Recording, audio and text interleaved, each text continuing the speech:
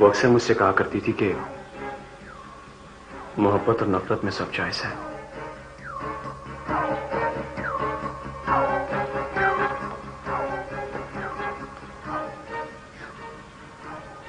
शायद वो उसी नफरत के पेट चढ़ गई हो जिसे वो जायज समझती थी। नफरत के लिए बहुत जरूरी होता है मीरू कि उस शख्स से की जाए जिसे मोहब्बत की जाती है। खैर, मैं मोहब्बत के बारे में कोई राय नहीं दे सकता।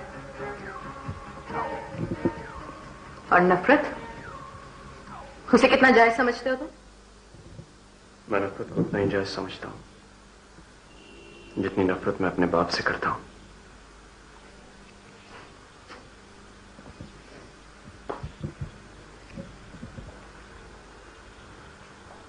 अब मुझे पता चला कि तुम सिर्फ अपने बाप से नफरत नहीं करते। क्या मतलब?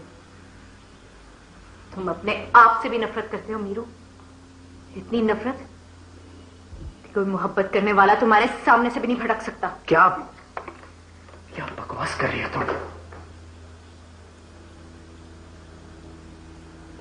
जान लेना मुझे उस वक्त बुरा नहीं लगता मीरू जब किसी की जान जा रही हो, बल्कि उस वक्त बुरा लगता है जब जान लेने वाला फांसी के फंदे के सामने खड़ा होकर अपनी जान को रोता है। तुम ये समझती हो कि साइमा का खून मैंने किया?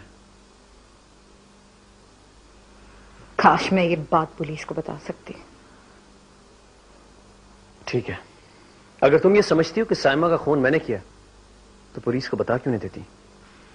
तुमने जान लेने का अजाब देखा है मीरू, जान देने के अजाब से तुम अभी तक नहीं गुजरे। Shut up, just shut up Meeru. तुम्हारे लिए यही अच्छा होगा कि तुम ये शहर छोड़कर चले जाओ। मेरे लिए इतना ही काफी होगा कि तुम जहां भी हो जिंदा रहो।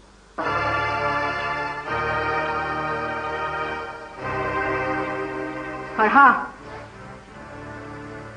जब बांटने का वक्त आएगा तो 100 मुरब्बे जमीन तुम्हारे नाम कर जाऊंगी। इसके लिए अब कोई खून मत करना।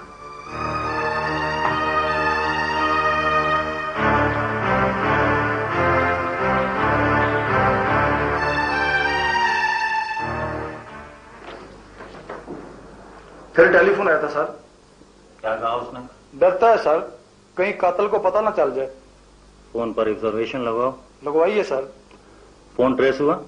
काट वाले बूथ से टेलीफोन करता है सर। दोबारा फोन आया तो पूछताछ मत करना, जो कहे वो सुनते जाओ और उसे बताओ डरने की कोई जरूरत नहीं है। Okay sir.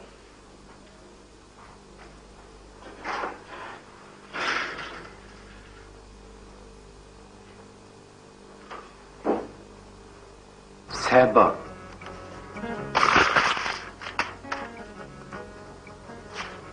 प्यारी मेहरू, अब्बा ठीक ही कहता है। मुझे मैट्रिक कर लेना चाहिए था। मैं तो खाते लिखना ही नहीं आता, लेकिन इस तरह के खाते इम्तिहान में भी नहीं आते। और बीए करने के बाद मैट्रिक करोगे तो बीए करोगे ना बूटे साहब? वही तो सोच रहा हूं। क्या उसको खत लिखने की क्या जरूरत है? साफ साफ बात करो उससे। साफ साफ बात की थी उससे, वो कहती है खत लिखो। साफ साफ बात करने पे उसने ये कहा कि खत लिखो। अजीब ही लड़की है। अजीब नहीं है, पढ़ी लिखी है ना, इसलिए हर बात पढ़ के समझती है। उसे ये पता नहीं है कि तुम उससे मोहब्बत करते हो? उसे पता है पर बताती नहीं। तो इसलिए कहती है कि खत लिखो। हाँ। तुम्हारी फाइल बनाकर दफ्तर में रखेगी क्या? बेवकूफ आदमी, पता नहीं क्या झक मार कर आ गए हो। मैं तुम्हें बेवकूफ लगता हूँ? परले दर्जे के अहमक हो तुम। पता नहीं मिलते हो जाके, बातें करते हो उससे, और फिर भी वो तुमसे ये कहती है कि मुझे खत लिखो, तो उसे पता लगेगा कि तुम उससे मोहब्बत करते हो। ओहो, मुझे तो लगता है तुम उसके पास जाते हो, बैठते हो, अपना और उसका दोनों का वक्त जाया करते हो। बस मैं उसका वक्त जाया नहीं करता। वो मुझसे मिलके बहुत खुश होती है। उफ, मेरा दिल चाह रहा है कि मैं किसी दीवार पे जाकर अपना सर मारूं। ना जोया, इस तरह बंदा मार भी जाता है। उफ, सुनो जोया। हाँ बताओ। मुझे अच्छा सा खत लिख दो, मैं बाद में मैट्रिक कर लूंगा। हाँ। अब तो अब्बा पंजीरी भी दे गए। तो पंजीरी से क्या होगा बुढ़े? दिमाग तेज हो जाता है, बिल्कुल शंटी फ्लैटर।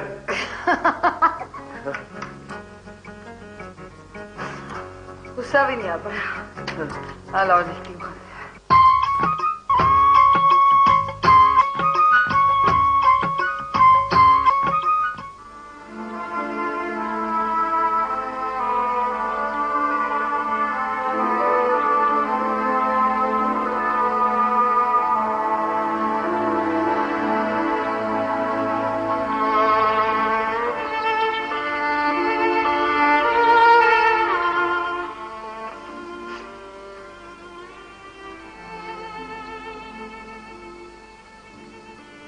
नीरू आया था, वो कभी भी नहीं आएगा।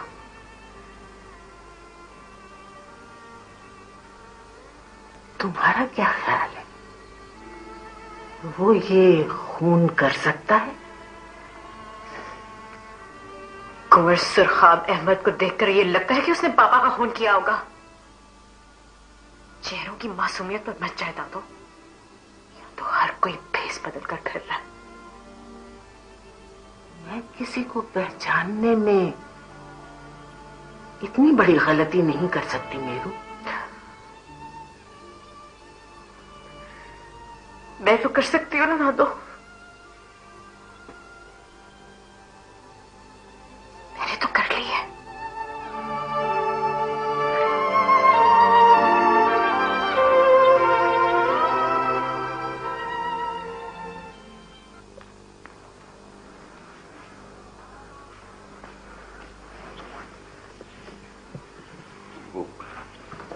फरमान अली साहब आए थे। पानी का गिलास मिलेगा? हाँ।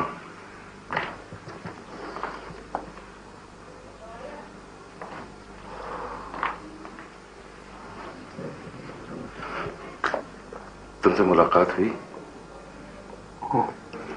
वो अब वहीं रहते हैं? हाँ। रमनवाज,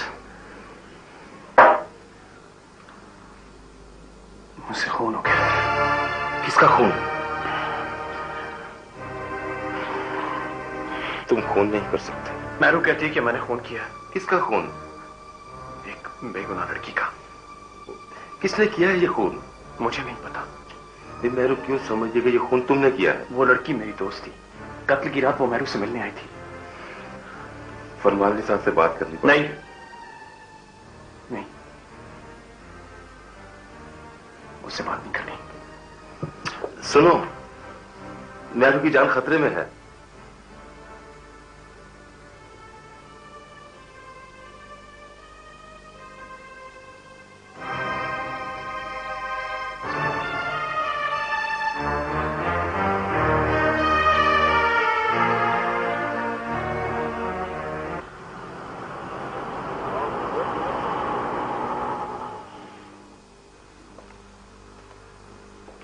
मुझे एक मर्डर केस के बारे में आपसे कुछ पूछना है। पूछिए। आपने ये नहीं पूछा कि मर्डर किसका हुआ। आपने खुद ही मर्डर का जिक्र किया है, आप खुद ही बता दें मर्डर किसका हुआ। साइमा नामी एक लड़की है। हमें पता चला है कि मर्डर की रात वो इस घर से होकर गई थी। जी हाँ, वो मुझसे मिलने आई थी। किस सिलसिले में? She wanted to become a model. फिर तो उसे आपके ऑफिस जाना चाहिए था। मैंने भी उसे ये कहा था। मौत से पहले कुदरती तौर पे लोग स्ट्रेंजली बिहेव करना शुरू कर देते हैं। आपने उसके चेहरे पे कोई ऐसी चीज देखी जिससे लगता हो कि वो नॉर्मल नहीं? वो बिल्कुल नॉर्मल थी। अच्छा, मैं चलता हूं। जरूरत पड़े तो दोबारा फोन कर लीजिएगा।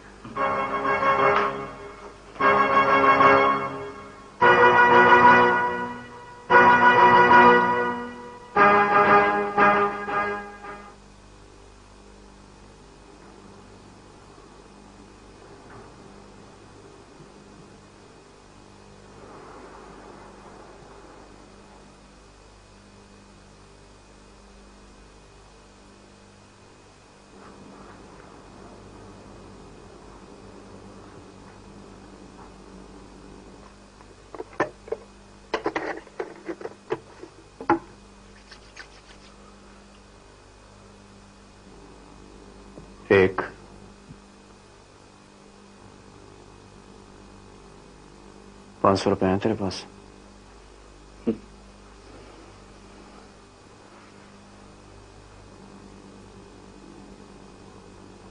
वापस कर दूंगा।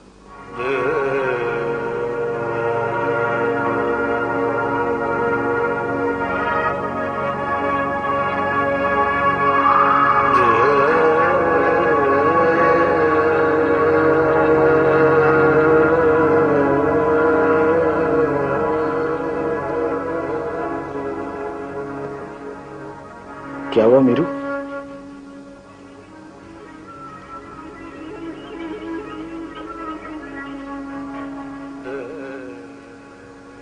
कहा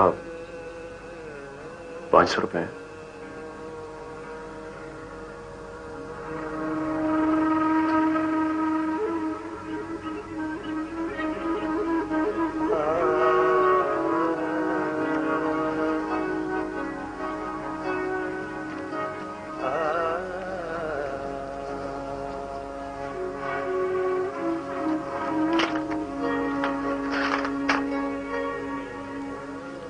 इतने ढेर सारे पैसे क्या करोगे?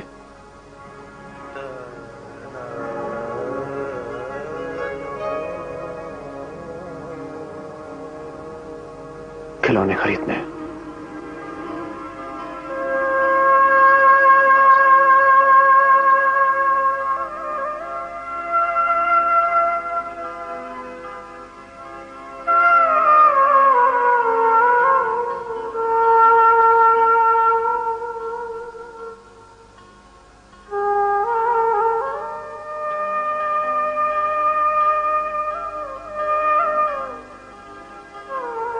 मीरू को उसने घर से निकाल दिया है।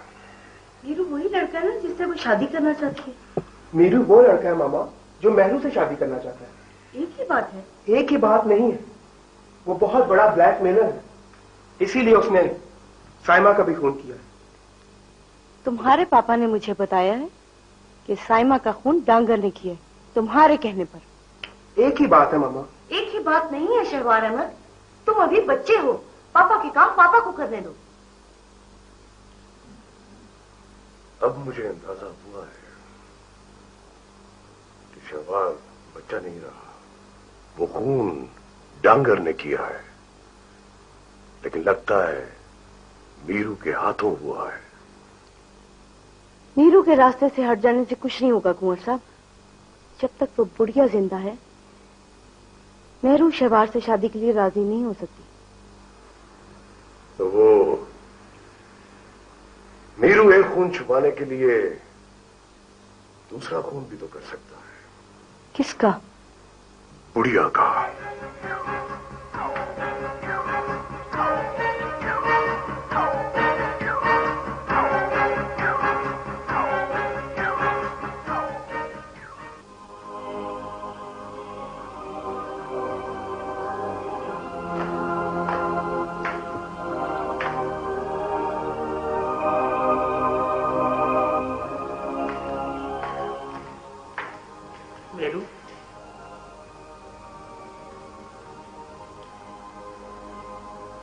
मेरा दिल कहता है वो खून नहीं कर सकता। आपका दिल कहता था, मेरा दिल नहीं कहता। मेरी आंखों में अभी तक साइमा की तस्वीर जड़ी है,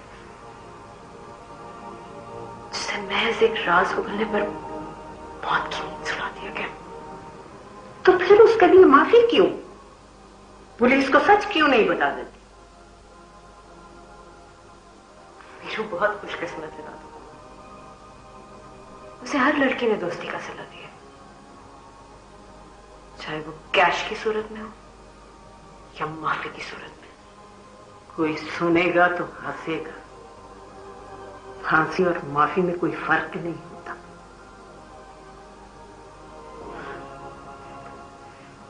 काश ये एहसास उसे भी हो जाए दादू कि जो माफी उसे मिली है फांसी से कम नहीं, बस माफ करने वाले की मजबूरी है कि वो उसे फांसी के पत्ते पर नहीं देख सकता।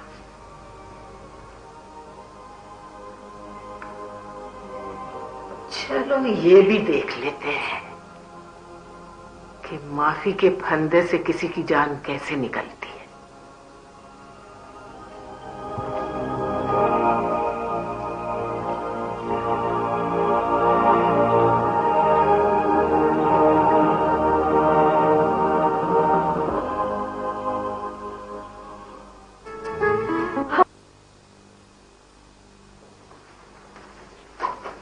खैर से कहाँ चले? कुछ दिनों के लिए यहां से जा रहा हूं। क्यों? बताना जरूरी नहीं। क्यों जरूरी नहीं?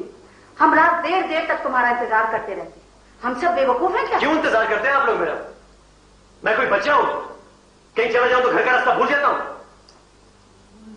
कहाँ की तैयारी है जनाब? तुम क्यों आई हो? मैं भी अपनी मर्जी करती हूँ, इसीलिए आई हूँ। घर से भाग रहे हो मीनू? मैं बकवास सुनने के मूड में नहीं हूं। ओके? अजीब किस्म के आदमी हो। इतनी रात को मुंह उठा के बाहर निकल रहे हो, बता नहीं सकते कहां जा रहे हो? पता नहीं कहां जा रहा हूं। तो फिर कमरे में सामान जाकर रखो और बैठकर सोचो कि तुम कहां जा रहे हो।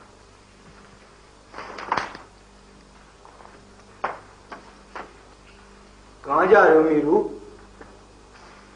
तुम्हें भी बताना पड़ेगा। ठीक है, तुम जोया को बता दो, मैं उससे पूछ लूंगा।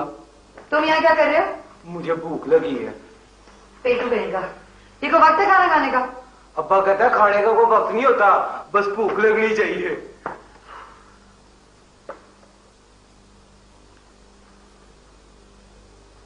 जहन्नुम में जा रहा हूं।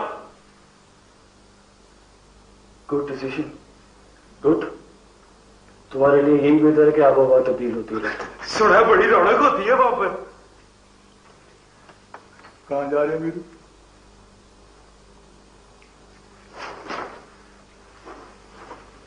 ऊपर अपने कमरे में।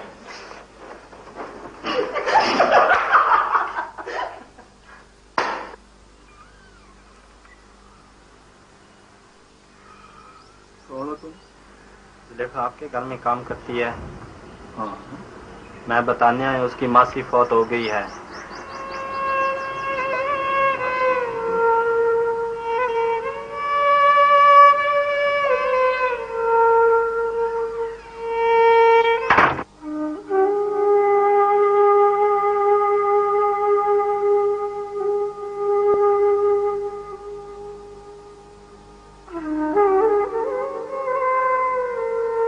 मासी को शौकत हुसैन से बड़ा प्यार था जोया बीबी। तुम्हारी मासी अगर इतनी बीमार थी तो हमें तो बताया होता। बताने से मासी ने क्यों बचना था बीबी जी? उसे तो शौकत हुसैन के पास जाना ही जाना था। अपने आप को संभालो जुलेखा, तुम तो बड़ी बहादुर लड़की हो। हाँ जी, मैं बड़ी बहादुर हूं। मौत भी डरती है मुझसे, इसीलिए तो मेरी आई मुझे नहीं आती।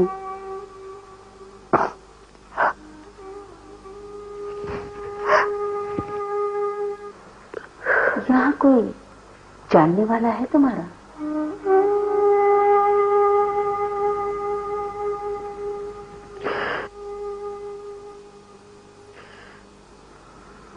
नहीं जी,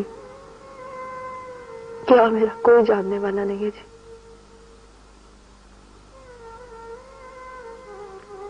कोई तो होगा। नहीं जी, सब मर गए और जो नहीं मरे उन्होंने मरने वालों की तरह आंखें फेर ली हैं जी।